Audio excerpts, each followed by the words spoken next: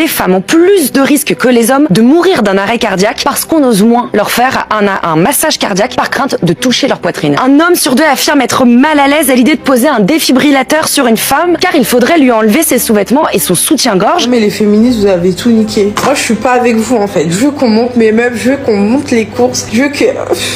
Moi, je veux pas être une femme battante en fait. J'arrive à 30 ans et je me prends une baffe mais stratosphérique. Toute la déconstruction qu'on m'avait vendue ne m'avait apporté finalement que des traumatismes et beaucoup de chagrin. Je me sentais vraiment misérable en fait. Quand j'ai commencé à être féministe, je me suis dit justement être féministe, c'est être indépendante. Donc être indépendante, c'est refuser qu'on me paye des verres, c'est refuser qu'on me paye des restos. C'est toujours vouloir faire ce 50-50 ou même payer totalement à la place. Mais je pense que c'est pas vraiment ça. Je pense que toute seule on va arriver à rien ou en tout cas on va arriver nulle part. Je suis en panne, des hommes, des ragels, des darons, ma gueule, ils ont 600 enfants, ils voient et je suis en panne, ils veulent pas m'aider, bande de hamar. À cause de vous, certaines filles, je me retrouve au restaurant seule. Pourquoi le mythe de la femme forte et indépendante est à mon sens l'une des plus grandes escroqueries qu'il y a eu pour la femme. Pardon, je viens d'apprendre que certaines femmes sur cette terre ne veulent pas être femmes au foyer. Donc vous voulez vous lever tous les matins, aller travailler pour un patron qui vous crie dessus toute la journée pour être payé, dans la plupart des cas, une misère.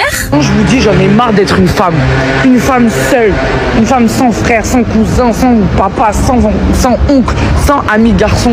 C'est chiant, j'en peux plus. Cette course de l'ultra-indépendance en tant que femme ne va pas forcément te rendre heureuse sur du long terme. Je suis arrivée à un point où je suis obligée de mentir sur ma situation professionnelle. Arrêtez de dire que vous êtes indépendante, arrêtez avec ça. Mon mec à la maison, je l'appelle chef. Et si par exemple le chef a faim à 4h du matin, je vais me lever et je vais lui faire à manger. I want to be a mom so bad, like I want to be pregnant so bad.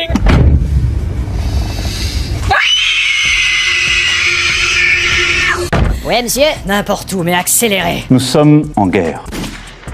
Elle ne voulait plus dépendre des hommes, elle voulait leur liberté, leur indépendance, leur carrière, leur vie à elle. « Je n'ai besoin de personne », disait-elle. Pendant des années, elles ont applaudi chaque pas vers l'autonomie, chaque discours sur l'empowerment féminin, chaque injonction à ne plus jamais attendre un homme. Mais aujourd'hui, ces mêmes femmes sont nombreuses à confier une vérité bien différente. Elles n'ont plus envie d'être seules. Elles sont fatiguées de tout porter, fatiguées d'être fortes, de devoir faire semblant que tout va bien, fatiguées de faire face à un monde où plus aucun homme ne les aborde, ne prend d'initiative, ne veut vraiment s'engager. Sur TikTok, Instagram, dans des podcasts ou en consultation psy, elles lâchent le masque. Elles ont peur. Peur de ne pas rencontrer le bon, peur de finir seules, peur de n'avoir que des chats pour leur tenir compagnie. Certaines osent même dire tout haut ce que beaucoup pensent de tout bas. Le féminisme m'a menti. Pendant ce temps, les hommes s'éloignent. Ils se taisent, ils regardent ce jeu amoureux devenu incompréhensible et choisissent de ne plus y jouer. Le marché du dating a changé, radicalement. Et pour beaucoup, c'est un choc, un réveil brutal. Dans cette vidéo, on va décortiquer cette mutation. Pourquoi les femmes regrettent certaines promesses du féminisme, pourquoi les hommes ne draguent plus, et pourquoi la solitude devient, pour toute une génération, une épidémie silencieuse.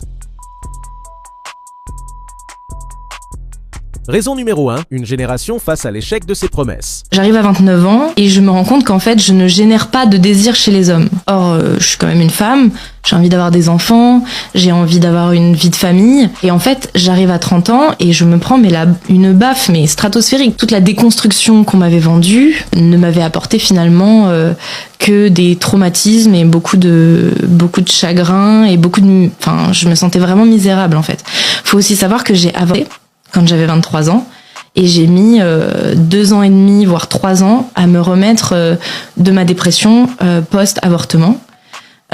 Chose qu'on m'avait pas du tout prévenue parce que moi j'ai grandi dans les milieux féminismes où on me disait oui t'es enceinte, prends des médocs, va à l'hôpital, demain c'est fini, c'est bon, ton corps ton choix.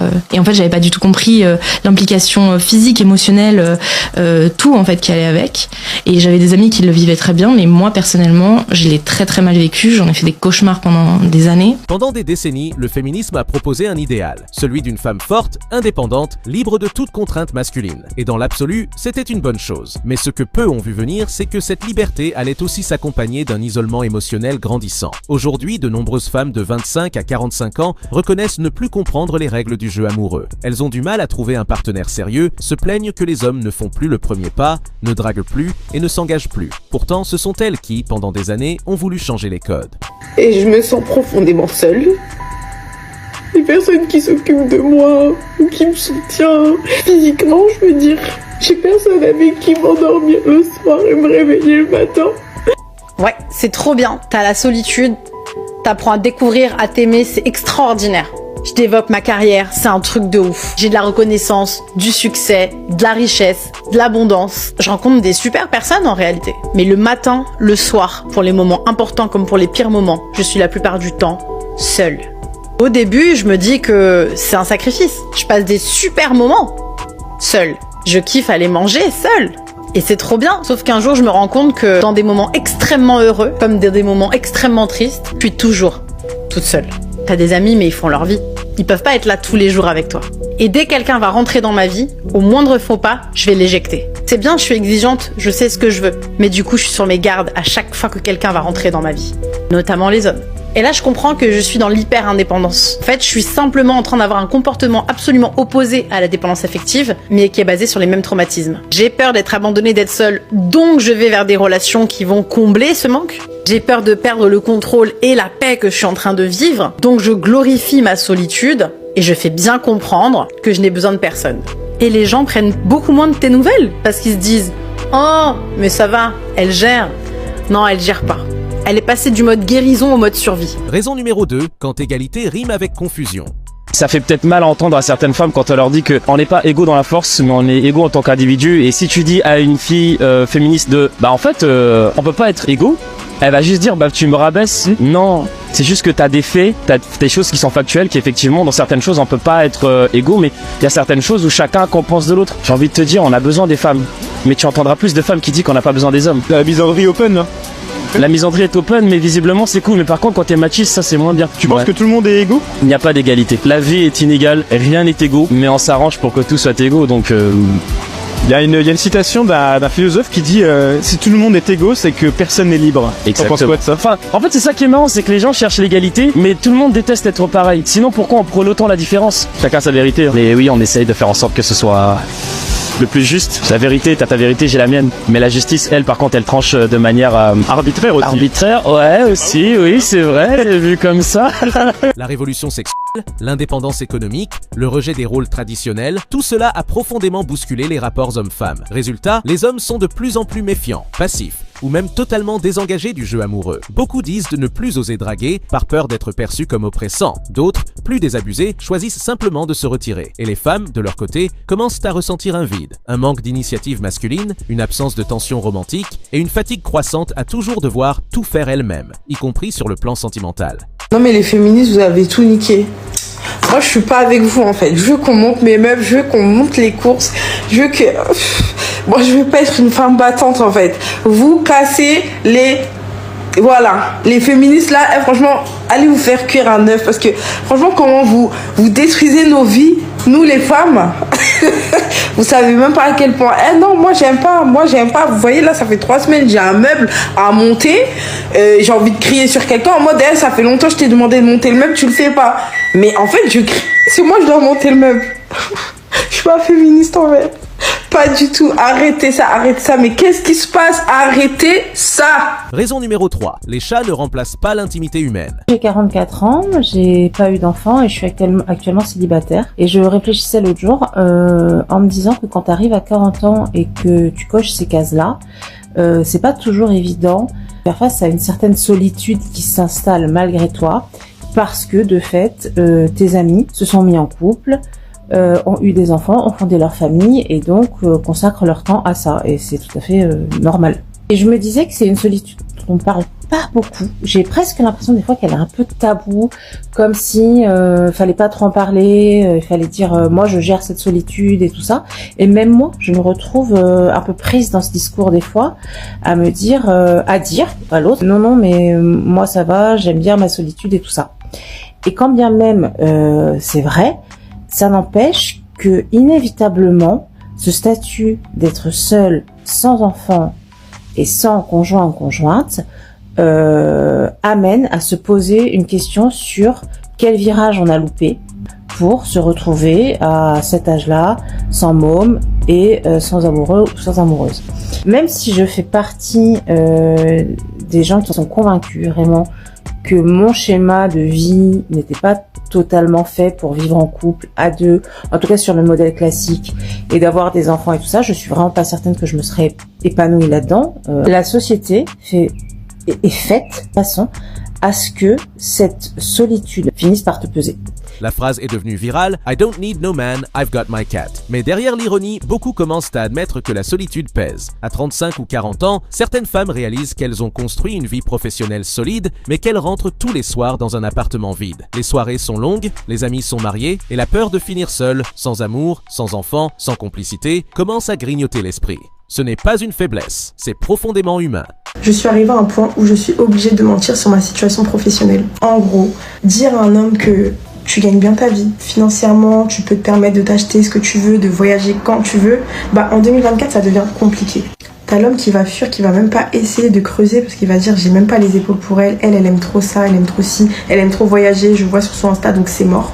T'as l'homme qui va rester mais qui va avoir un problème d'ego et du coup va commencer à se sentir inférieur à toi, en concurrence, tout le temps en permanence et du coup tu seras même obligé de lui mentir sur ce que t'achètes. Tu auras des phrases du genre mais toi t'as pas besoin d'homme dans ta vie. De toute façon tu t'offres ce que tu veux quand tu veux donc pourquoi moi je vais te faire un cadeau. Alors que même une rose à 2 € ça nous fait plaisir. Mais bon du coup ils feront aucun effort. Il reste une option du coup c'est prendre un mec riche. Vous allez me dire mais c'est pas si simple. Je généralise pas, mais bien souvent, les hommes riches, ils préfèrent prendre des filles modestes, simples, limite pour qui ils ont de la peine et qui vont, on va dire, transformer. C'est comme Cendrillon, vous voyez, ils vont la transformer, ils vont lui acheter un sac par-ci, un voyage par-là. Et elle sera choquée parce qu'elle aura jamais eu ça de sa vie et elle se dira, mais en fait, c'est bon, c'est l'homme de ma vie. Et elle va tomber amoureuse pour ce genre de choses et non pour ce qu'il est ou ce qu'il lui apporte sentimentalement. Alors que la femme indépendante, à la moindre faille, la moindre erreur, elle va partir. Elle sera menaçante envers lui parce que elle aura déjà tout, elle, de son côté. Donc pour moi, quel que soit l'homme que vous avez en face de vous, ne lui dites surtout pas, mentez, déviez un peu, ne soyez pas trop précise parce qu'après du coup ils vont se calquer à vous et commencer à mentir, s'inventer des vies ou alors même fuir en fait, prendre la fuite. Alors qu'au final, ils n'auront même pas eu le temps de découvrir réellement qui vous êtes et tomber amoureux pour ce que vous êtes. Raison numéro 4, un retour en arrière, pas tout à fait. T'as beau être la femme avec le plus de caractère sur cette terre, la soumission, elle vient naturellement. Tu vas être soumise à ton homme. Je peux t'assurer que demain, ton homme, il te traite correctement, il te montre que t'as de la valeur, il te place ici. La soumission, elle vient naturellement. Et en fait, ce mot, il a tellement été péjoratif. Maintenant, quand on dit, ouais, moi, je suis soumise à mon mec, il te voit comme, tu sais, la petite hijabée qui ferme sa bouche, qui baisse les yeux et qui... Non, c'est pas ça. Quand on vous dit, je suis soumise à mon homme, c'est pas en mode, je ferme ma bouche, je dis rien. Non, c'est pas dans ce sens-là. Faut voir aussi le bon côté des choses. Mon homme n'a pas besoin de me dire, tu vas pas là-bas, tu t'habilles pas comme ça, tu sors pas à cette heure-ci, tu vas pas fréquenter cet endroit, cette fille-là, etc., etc. Parce que je le sais de moi-même. Et en fait, quand un homme il te place au-dessus, je peux vous assurer que vous avez juste une envie, c'est de lui faire plaisir, de faire en sorte d'être la meilleure femme du monde. Pourquoi? Parce que vous avez l'impression qu'en face de vous, vous avez le meilleur homme au monde. Donc maintenant, les hommes, faut pas vous dire que moi je veux que ma femme elle soit soumise à moi, etc., etc. Si toi en face tu la rassures pas, si toi en face tu fais pas ton rôle d'homme, si toi en face tu prends pas soin d'elle. En fait, tout ça c'est un package. En fait, son comportement sera le reflet de ton comportement. Donc si tu te comportes correctement avec elle, elle va être droite. Si elle se comporte correctement avec toi, tu vas être droit. Donc en fait, c'est un cercle vicieux. Vous voyez ce que je vous dis? Donc arrêtez de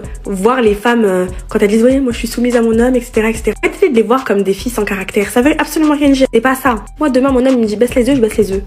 Et après je cherche à savoir pourquoi il veut que je baisse les yeux. Et sur le coup, je baisse les yeux. Pourquoi? Parce que j'ai confiance en lui. Sur ce, ça sent bon cette histoire. Certaines femmes commencent à dire à haute voix ce qui, il y a encore quelques années, aurait semblé impensable. J'aimerais que les hommes redeviennent virils, qu'ils prennent l'initiative, qu'ils me séduisent. Mais le mal est fait. Après des années à leur répéter qu'elles doivent être dures, ne rien attendre d'un homme, ou même les utiliser avant de se faire utiliser, elles se retrouvent piégées dans un monde où l'amour est devenu une compétition, une stratégie, une guerre froide. Hommes, vous n'avez pas à devenir les sauveurs d'un système qui vous a mis à l'écart. Mais comprenez ceci, une nouvelle époque commence. Les femmes commencent à regretter le déséquilibre créé par certaines idéologies extrêmes. Elles veulent retrouver une connexion authentique, émotionnelle, sincère, pas une guerre des genres. Les femmes ont plus de risques que les hommes de mourir d'un arrêt cardiaque parce qu'on ose moins leur faire un massage cardiaque par crainte de toucher leur poitrine. Un homme sur 2 affirme être mal à l'aise à l'idée de poser un défibrillateur sur une femme car il faudrait lui enlever ses sous-vêtements et son soutien-gorge. Un tiers des hommes ont évoqué une autre peur, celle d'être accusés de gestes inappropriés. 68% des hommes qui ont eu un arrêt cardiaque en public ont été réanimés, contre 61% des femmes, résultat d'une autre étude qu'Adèle m'a transmise.